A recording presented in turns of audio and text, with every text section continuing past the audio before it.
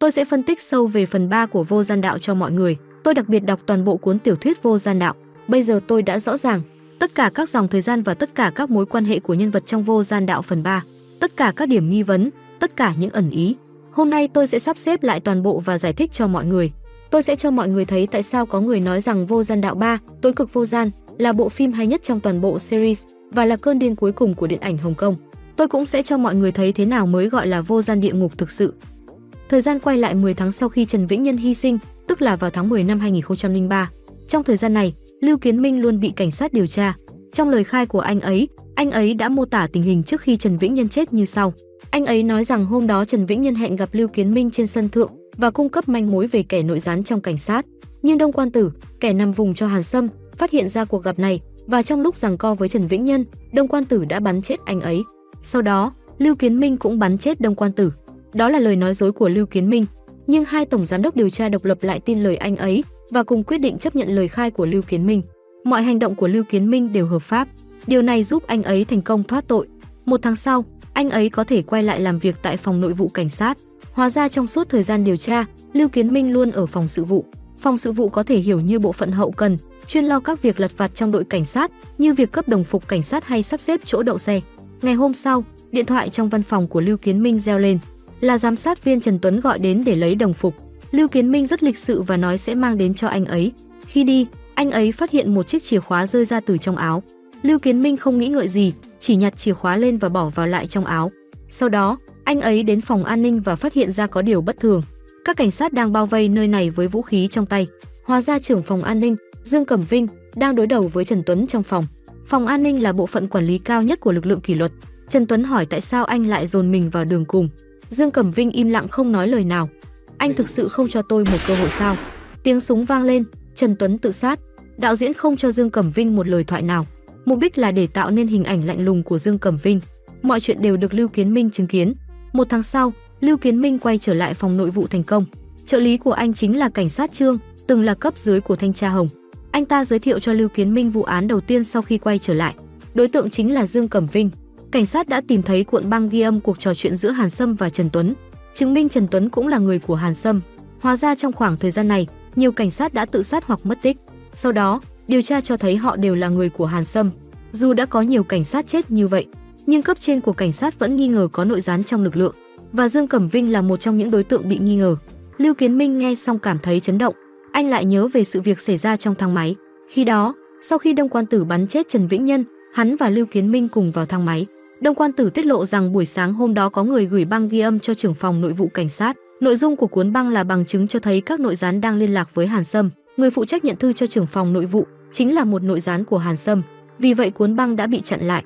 Lưu Kiến Minh hỏi Đông Quan Tử còn bao nhiêu người của chúng ta trong cảnh sát. Đông Quan Tử nói, tính cả chúng ta thì tổng cộng là 5 người. Vừa dứt lời, Lưu Kiến Minh đã giết chết Đông Quan Tử. Điều này cũng giải thích việc khi gặp cảnh sát Trương, Lưu Kiến Minh nói rằng trong thời gian này anh chỉ có thể ngủ nhờ thuốc an thần, nên chỉ cần trong cảnh sát còn nội gián thì anh sẽ không an toàn. Mục đích của Lưu Kiến Minh giờ đã rất rõ ràng. Anh ta giờ chỉ muốn loại bỏ những nội gián còn lại để bảo toàn bản thân. Lúc này, Lưu Kiến Minh đang ngồi suy nghĩ, bất chợt nhớ đến chiếc chìa khóa rơi ra khi đưa quần áo cho Trần Tuấn hôm đó. Vì vậy anh quay lại phòng hậu cần tìm kiếm. Đúng lúc cảnh sát Trương gọi điện, nói đã tra ra Trần Tuấn có một kết sắt ở một câu lạc bộ bowling, chỉ là không biết chìa khóa ở đâu. Trong đó còn nhắc đến một ông chủ bí mật tên là Thẩm Trừng. Lúc này, Dương Cẩm Vinh cũng xuất hiện ở phòng hậu cần. Anh ta đến để kiểm tra chỗ đỗ xe của mình, nhưng sự xuất hiện của Lưu Kiến Minh khiến anh ta nhạy bén nhận ra có điều gì đó không ổn. Lưu Kiến Minh nói rằng mình đến để lấy quần áo. Dương Cẩm Vinh hỏi, anh là thanh tra, tại sao lại lấy đồng phục cảnh sát trưởng? Lưu Kiến Minh rất thông minh, ngầm ám chỉ rằng Trần Tuấn bị anh ép chết, giờ anh muốn lấy quần áo của cậu ta để điều tra. Dương Cẩm Vinh cảm thấy có gì đó không đúng. Bề ngoài thì hỏi, vụ án không phải đã kết thúc rồi sao? Nhưng trong lòng lại nghĩ, Lưu Kiến Minh cũng đang điều tra nội gián sao? Lưu Kiến Minh đáp lại vài câu rồi kết thúc cuộc nói chuyện. Vài ngày sau, cảnh sát Trương dùng chìa khóa mà Lưu Kiến Minh cung cấp và tìm thấy vài bức ảnh trong kết sắt. Nhân vật chính trong ảnh là Thẩm Trừng do Trần Đạo Minh thủ vai. Ông ta là đối tác kinh doanh của Hàn Sâm ở Đại Lục. Trong ảnh, người đứng đối diện Thẩm Trừng chính là Dương Cẩm Vinh. Điều này càng làm phòng nội vụ nghi ngờ Dương Cẩm Vinh hơn. Sau đó, Lưu Kiến Minh đến phòng lưu trữ để tìm tài liệu. Trong lúc đó, anh nhận được một cuộc gọi. Người gọi là bác sĩ Lý Tâm Nhi, từng điều trị cho Trần Vĩnh Nhân. Cô hẹn Lưu Kiến Minh đến nghĩa trang thăm Trần Vĩnh Nhân. Tôi không biết tại sao tôi lại giúp anh ấy. Quen anh ấy hơn 5 tháng, gặp anh ấy 21 lần. Một cảnh sát tốt, ai cũng sẽ giúp anh ấy. Được rồi, từ đây trở đi, mạch cảm xúc giữa Lý Tâm Nhi và Trần Vĩnh Nhân sẽ xuyên suốt cả bộ phim. Khi hai người chuẩn bị rời đi, một người đàn ông đeo kính râm xuất hiện. Người đó chính là Thẩm Trừng trong bức ảnh. Lưu Kiến Minh nhận ra ông ta. Thẩm Trừng rút điện thoại ra. Alo, tôi đã trở lại rồi. Vậy chúng ta bắt đầu thôi. Lúc này, thời gian trong phim quay về một năm trước. Đó là ngày 14 tháng 6 năm 2002. Thẩm Trừng dẫn em trai Thẩm Lương đến gặp Hàn Sâm để bàn chuyện hợp tác. Trần Vĩnh Nhân cũng có mặt tại đó. Trong cuộc đàm phán, Thẩm Trừng hầu như không nói gì. Ngược lại, Thẩm Lương rất hống hách, hoàn toàn không coi Hàn Sâm ra gì. Hàn Sâm có vẻ bán tín bán nghi về Thẩm Trừng. Thẩm Trừng nói rằng vợ mình đã qua đời, muốn nhờ Hàn Sâm giúp mua một ngôi mộ phong thủy tốt để dùng cho việc an táng sau này. Chú ý tới cách sử dụng góc máy zoom này. Chúng ta đều biết trong đầu Hàn Sâm đang nghĩ về Mary, người mà sau này là người yêu của Lưu Kiến Minh. Đây chính là mưu kế của Thẩm Trừng. Ông ta chắc chắn đã điều tra trước về Hàn Sâm. Chiêu này là một thủ thuật tâm lý để kéo gần mối quan hệ với Hàn Sâm.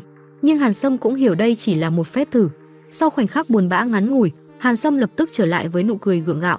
Sau khi hai ông lớn bàn xong, Trần Vĩnh Nhân lập tức tìm gặp thanh tra Hồng, đưa cho ông những thông tin liên quan. Ngày hôm sau, Hàn Sâm cử Trần Vĩnh Nhân đi nói chuyện kinh doanh với Thẩm Lương. Thẩm Lương không chút ngần ngại tiết lộ mối quan hệ của họ ở đại lục rất mạnh. Họ kiểm soát các hộp đêm ở nhiều thành phố. Hai người đang nói chuyện thì Hàn Sâm gọi điện tới. Hàn Sâm bảo Trần Vĩnh Nhân nhấc gạt tàn lên đập Thẩm Lương. Sau một hồi do dự, Trần Vĩnh Nhân đã làm theo. Lúc này Dương Cẩm Vinh đột nhiên xuất hiện và đưa cả nhóm về đồn cảnh sát. Hàn Sâm và Thẩm Trừng cũng nhanh chóng đến đồn cảnh sát. Cảnh quay này là một trong những phân đoạn kinh điển nhất của phim. 6 diễn viên gạo cội cùng xuất hiện trong một căn phòng. Trên người Lưu Kiến Minh có một chi tiết đặc biệt, đó chính là chiếc mũ. Bởi vì kiểu tóc của Lưu Đức Hoa khi quay Vô Gian Đạo 1 và 3 không giống nhau, mà Vô Gian Đạo 3 nói về sự kiện năm 2003, lại thường xuyên đan xen các sự kiện từ năm 2002. Vì để tránh xung đột trong cốt truyện, đạo diễn cho Lưu Kiến Minh đội mũ. Mọi người có thể hiểu rằng, bất cứ khi nào Lưu Kiến Minh đội mũ xuất hiện, đó đều là các sự kiện trong quá khứ. Lúc này cảnh sát đưa cho Thẩm Lương một tài liệu, hỏi anh ta có muốn kiện hay không. Thẩm Trừng bên cạnh nhắc anh ta nên giảm chuyện lớn thành chuyện nhỏ. Thẩm Lương không còn cách nào khác, đành kìm nén tức giận và ký tên. Hàn Sâm cũng ra hiệu cho Trần Vĩnh Nhân rời đi. Nhưng khi Trần Vĩnh Nhân đi đến gần Dương Cẩm Vinh, Dương Cẩm Vinh nói với anh vài câu. Cậu có nhận ra tôi không? Tôi nhận ra cậu. Cậu cẩn thận đấy. Câu nói này khiến thanh tra Hồng bên cạnh không biết phải làm sao, bởi vì ông ta không muốn để lộ danh tính của tay trong. Sau khi mọi người rời đi, Hàn Sâm đưa Thẩm Trừng về nhà, ra hiệu cho Thẩm Trừng tự do xử lý Trần Vĩnh Nhân. Đám đàn em của Thẩm Trừng lập tức lao vào. Lúc này, A Cường đứng ra bảo vệ Trần Vĩnh Nhân, còn thể hiện sự bất mãn với anh Sâm. Sau đó lấy chai rượu đập vỡ đầu mình, hy vọng mọi chuyện sẽ kết thúc. Thẩm Trừng cũng hiểu rõ ý đồ của Hàn Sâm, vừa trách mắng Thẩm Lương, vừa cầm chai rượu đập lần nữa vào đầu Trần Vĩnh Nhân. Lúc này cả hai bên mới thực sự cân bằng. Sau đó, Hàn Sâm gặp Trần Vĩnh Nhân nói chuyện. Hàn Sâm nói rằng sự tàn nhẫn của mình có lý do. Cậu đã từng gặp người, không biết khi nào họ đối xử tốt với cậu, cũng không biết khi nào họ muốn giết cậu. Tôi đã gặp loại người như thế. Người mà Hàn Sâm nói đến chính là đại ca của Trần Vĩnh Nhân, Nghi Vĩnh Hiếu. Nếu ai chưa xem, có thể đăng ký kênh và đợi tôi review Vô Gian Đạo 2. Hàn Sâm cũng nói rằng việc kinh doanh vũ khí lần này sẽ hoàn toàn do Trần Vĩnh Nhân lo liệu. Trần Vĩnh Nhân không thể làm gì khác ngoài đồng ý. Ngày hôm sau, thanh tra Hồng chủ động liên lạc với Trần Vĩnh Nhân. Ông ta tiết lộ thông tin về cuộc điều tra của cảnh sát đối với Thẩm Trừng và Hàn Sâm. Sau đó, thanh tra Hồng khuyên Trần Vĩnh Nhân nên đi gặp bác sĩ tâm lý, bởi vì anh ta đã liên quan đến một số vụ án gây thương tích. Thanh tra Hồng nghi ngờ Trần Vĩnh Nhân có vấn đề tâm lý. Chính vì vậy mà Trần Vĩnh Nhân mới gặp được Lý Tâm Nhi. Trần Vĩnh Nhân đến trước cửa. Lúc này đạo diễn đã dùng cánh cửa để chuyển cảnh và đưa chúng ta trở lại tháng 11 năm 2003. Lưu Kiến Minh đưa Lý Tâm Nhi trở về văn phòng. Lý Tâm Nhi nhớ lại Trần Vĩnh Nhân và bồi hồi. Sau đó mở hồ sơ điều trị của Trần Vĩnh Nhân trên máy tính. Hóa ra trước khi sự việc xảy ra, Trần Vĩnh Nhân đã gặp Lý Tâm Nhi, nói rằng chỉ cần qua ngày mai là mọi chuyện sẽ ổn. Lưu Kiến Minh thấy vậy tiến lên an ủi. Thực ra là để xem hồ sơ của Trần Vĩnh Nhân.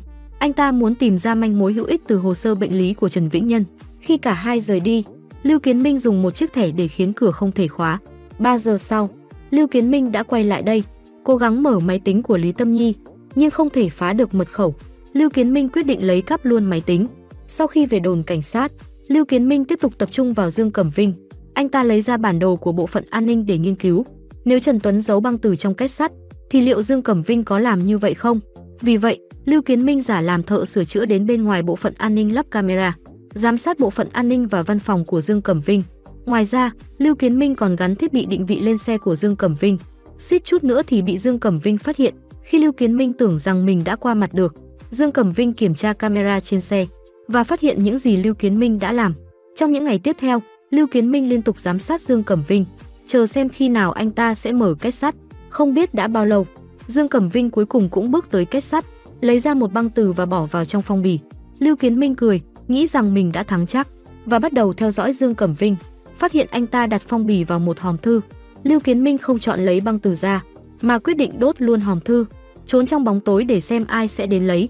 Chẳng bao lâu sau, Thẩm Trừng xuất hiện. Thẩm Trừng nhìn hòm thư rồi bỏ đi. Sáng hôm sau, Lý Tâm Nhi gọi điện cho Lưu Kiến Minh, nói rằng đồ trong văn phòng đã bị mất cắp. Lưu Kiến Minh giả vờ đến thăm cô. Lý Tâm Nhi phàn nàn, nói không hiểu tại sao kẻ trộm lại lấy máy tính. Cô ấy còn nói kẻ trộm chắc chắn sẽ không đoán được mật khẩu máy tính chính là biển số xe. Lưu Kiến Minh nghe xong liền tiến lên xem ảnh biển số xe. Lý Tâm Nhi nhắc Lưu Kiến Minh rằng mắt anh ta rất đỏ, cần chú ý nghỉ ngơi. Lưu Kiến Minh nói một câu mà Trần Vĩnh Nhân từng nói, qua ngày mai thì sẽ không sao nữa. Sau khi trở về văn phòng, Lưu Kiến Minh vừa giám sát Dương Cẩm Vinh vừa mở máy tính của Lý Tâm Nhi. Lúc này máy quay lại trở về ngày 16 tháng 8 năm 2002 trong hồ sơ. Hôm đó là lần đầu tiên Trần Vĩnh Nhân gặp Lý Tâm Nhi. Lý Tâm Nhi dựa vào báo cáo của Bộ Tư pháp để xác định Trần Vĩnh Nhân có xu hướng bạo lực. Vì vậy cô quyết định sử dụng phương pháp thôi miên để điều trị. Nhưng Trần Vĩnh Nhân hoàn toàn không hợp tác, thường xuyên ngắt lời trong quá trình điều trị. Báo cáo của Bộ Tư pháp viết thế nào thì không quan trọng với tôi. Tôi là bác sĩ, tôi chỉ muốn chữa trị cho anh. Trần Vĩnh Nhân, sống trong thế giới ngầm hàng ngày, đã dần dần hạ sự phòng bị khi đối diện với sự quan tâm bất ngờ.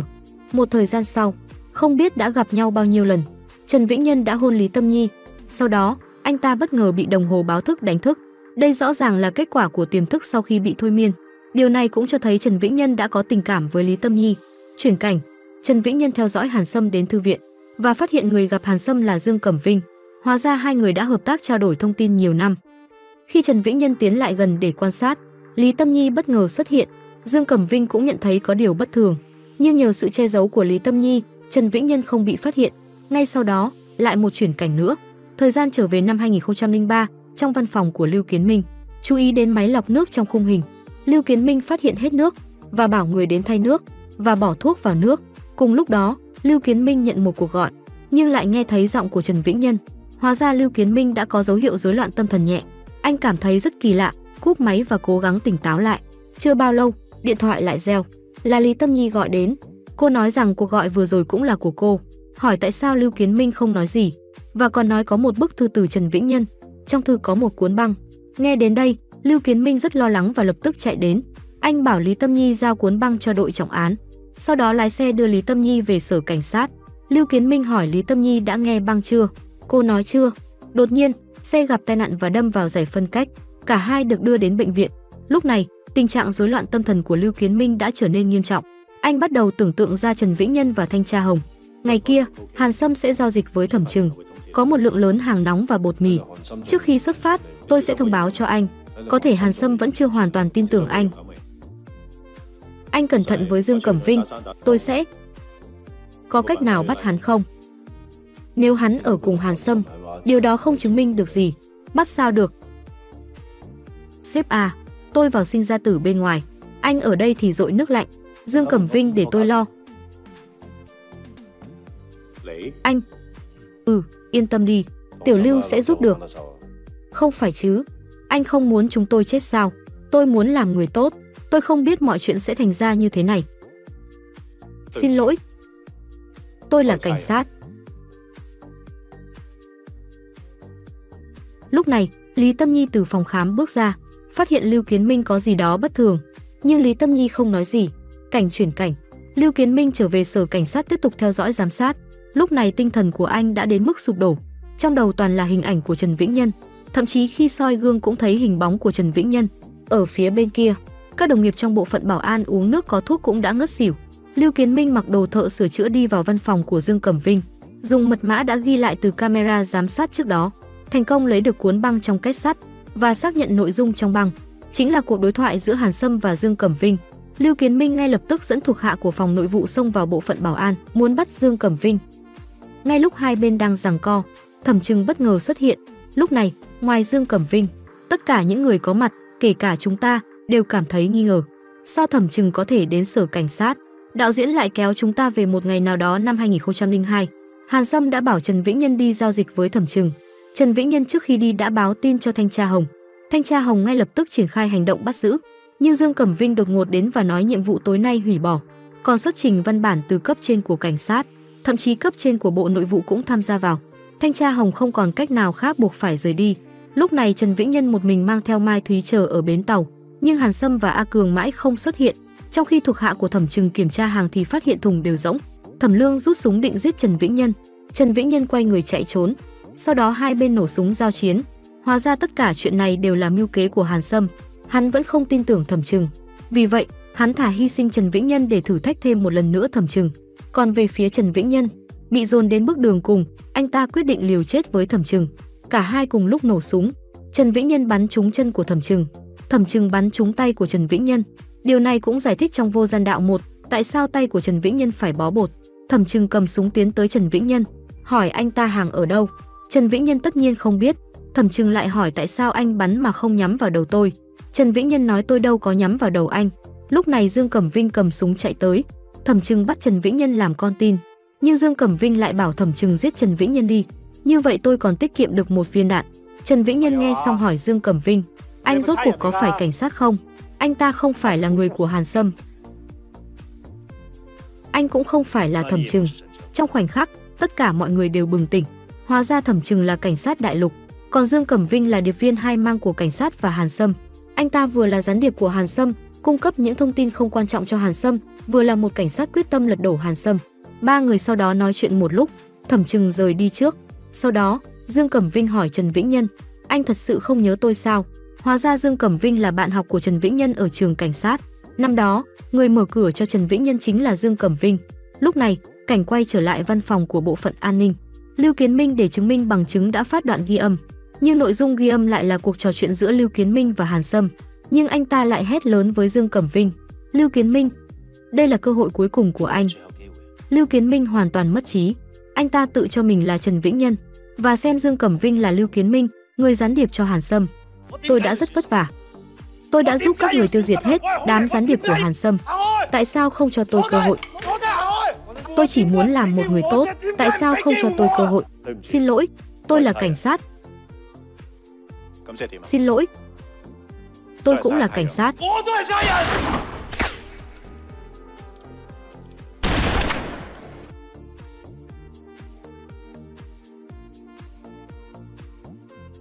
Chú ý đến chi tiết bắn súng ở đây. Lưu Kiến Minh bắn vào đầu của Dương Cẩm Vinh, còn Dương Cẩm Vinh bắn vào người của Lưu Kiến Minh. Đây chính là sự khác biệt giữa hai người. Cảnh sát bắn súng để cứu người, còn xã hội đen bắn súng để giết người. Chỉ vì điểm này, Lưu Kiến Minh cả đời cũng không thể trở thành cảnh sát. Anh ta nhìn Dương Cẩm Vinh nằm trên mặt đất và rơi lệ. Nụ cười này cũng có nghĩa là anh ta cuối cùng đã có cơ hội thoát khỏi địa ngục vô tận này. Vì vậy, anh ta bắn một phát súng vào cằm mình. Nhưng địa ngục vô tận này không phải muốn thoát là thoát được. Cảnh quay chuyển sang Lưu Kiến Minh được đưa vào bệnh viện. Não bị tổn thương nghiêm trọng nhưng không nguy hiểm đến tính mạng. Trong văn phòng của Lưu Kiến Minh, đầy ắp tài liệu về anh ta và các gián điệp. Mary, anh ấy có lẽ không đến được rồi. 7 tháng sau khi mọi chuyện đã qua, vợ của Lưu Kiến Minh, Mary, đến bệnh viện tâm thần thăm anh ta. Sau đó Mary nói với Lưu Kiến Minh, con đã biết gọi ba rồi. Sau khi Mary rời đi, Lưu Kiến Minh ngồi trên xe lăn, ngón tay gõ mã Morse. Trong tiểu thuyết đã ghi lại, anh ta gõ chữ xin lỗi, Mary. Trong cảnh cuối phim, đạo diễn lại khiến chúng ta nhớ lại cảnh Trần Vĩnh Nhân và Lưu Kiến Minh gặp nhau ở cửa hàng băng đĩa và bài hát khoảnh khắc bị lãng quên lại vang lên. Đây chính là kết thúc của loạt phim Vô Gian Đạo. Tôi tin rằng khi chúng ta lần đầu tiên xem bộ phim này, đều nghĩ rằng Dương Cẩm Vinh do Lê Minh thủ vai và Thẩm Trừng do Trần Đạo Minh thủ vai đều là người xấu. Cuối cùng, khi sự thật được tiết lộ, ai cũng sẽ bừng tỉnh. Đây là điểm sáng lớn nhất của Vô Gian Đạo 3. Thực ra còn một điểm sáng nữa đã được một số blogger suy luận từ trước. Vì tôi đã đọc tiểu thuyết nên tôi cũng có thể chứng minh điều này. Đó chính là bác sĩ Lý Tâm Nhi. Thực ra, Lý Tâm Nhi đã sớm biết Lưu Kiến Minh là gián điệp của Hàn Sâm. Cô ta cũng đã sớm nhận được cuộn băng đó và đã nghe qua. Vì vậy, cô ta đã tự sắp xếp kế hoạch, bao gồm cả tài liệu của Trần Vĩnh Nhân trong máy tính và cố ý tiết lộ mật khẩu máy tính, chỉ để dụ Lưu Kiến Minh vào bẫy, từ đó dần dần làm suy yếu tâm trí của anh ta. Trong lòng Lưu Kiến Minh, anh ta thực sự muốn làm người tốt, vì vậy anh ta luôn cảm thấy áy náy với Trần Vĩnh Nhân. Lý Tâm Nhi đã lợi dụng tâm lý này, khiến chứng tâm thần phân liệt của Lưu Kiến Minh ngày càng trầm trọng hơn, khiến Lưu Kiến Minh tự mang băng cassette ra đầu thú. Vì vậy, người góp phần lớn nhất trong việc lộ ra thân phận thật của Lưu Kiến Minh chính là Lý Tâm Nhi. Cuối cùng, chúng ta hãy nói về Lưu Kiến Minh. Anh ta thực sự rất đáng thương. Anh ta thực sự muốn làm người tốt, nhưng một khi đã bước vào con đường vô gian, điều đó có nghĩa là cả đời này anh ta không thể thoát ra được. Tôi nhớ ở cuối phần đầu tiên của Vô Gian Đạo có một câu nói như thế này: người chịu khổ vô tận sẽ không bao giờ chết, sống lâu là kiếp nạn lớn nhất trong địa ngục vô gian. Câu nói này cũng chính là để nói về Lưu Kiến Minh. Với tình trạng hiện tại của anh ta còn đau khổ hơn cả những người anh hùng đã ra đi. Vũ trụ phim Vô Gian Đạo đến đây là kết thúc. Nếu thấy hay xin cho một like và bổ quả chia sẻ nha. Và tôi là Mr. 7, hẹn gặp lại các bạn trong video review phim tiếp theo.